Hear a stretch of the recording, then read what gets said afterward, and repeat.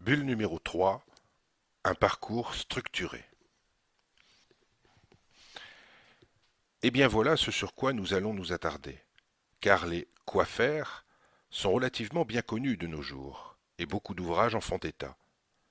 Que ces quoi faire soient abordés sous un angle scientifique par la psychologie, ou sous un angle un peu plus ésotérique par la spiritualité, bien souvent ils se rejoignent à un point de vue près.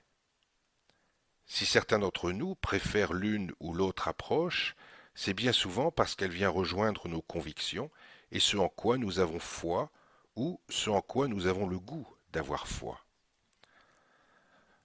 Voilà d'ailleurs pourquoi ce guide ne vous apportera pas de solution toute faite, car elle n'existe pas.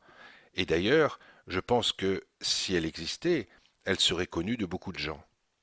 Mais, au même titre qu'un mode d'emploi, nous allons aborder beaucoup de sujets dans lesquels nous allons voir comment faire. Et je vous donnerai les points de vue et des exemples pour illustrer les explications, tout comme le ferait un manuel d'instruction.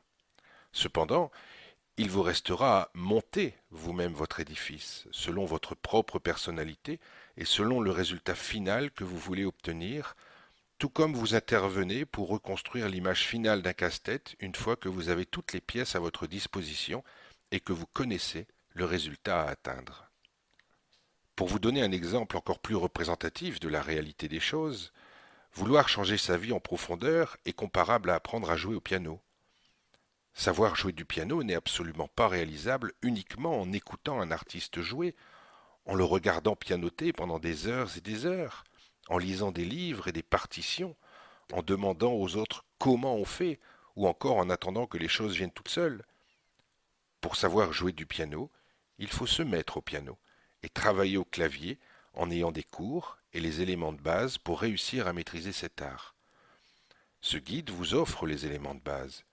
Il ne vous reste qu'à vous mettre au piano et à apprendre à maîtriser le style de musique qui vous convient le mieux, voire à créer votre style personnel. Cependant, je dois préciser dès le début une chose très importante. Au risque de décourager certains auditeurs, jamais je ne vous dirai que les choses seront faciles, car avant de les mettre en place et de les intégrer à votre vie, il vous faudra vous débarrasser de vos anciennes habitudes, et surtout de vos anciennes certitudes, car elles seront votre principal ennemi. Mais là encore, je vous donnerai des outils et des pistes d'exploration pour vous aider dans votre démarche. Par contre, tout comme le pianiste s'amuse avec ses notes quand il se laisse aller au gré de sa fantaisie, vous serez capable, un jour, de vous amuser tout autant que lui, à condition d'avoir passé du temps, à l'instar de notre pianiste virtuose, à vous débarrasser de vos anciennes ennemies, habitudes et certitudes, et à intégrer ces nouvelles façons de faire dans votre vie. L'objectif de ce guide n'est donc absolument pas d'essayer de vous convaincre que ce sera facile, par contre, il vous donnera les éléments nécessaires pour que ce soit concrètement réalisable.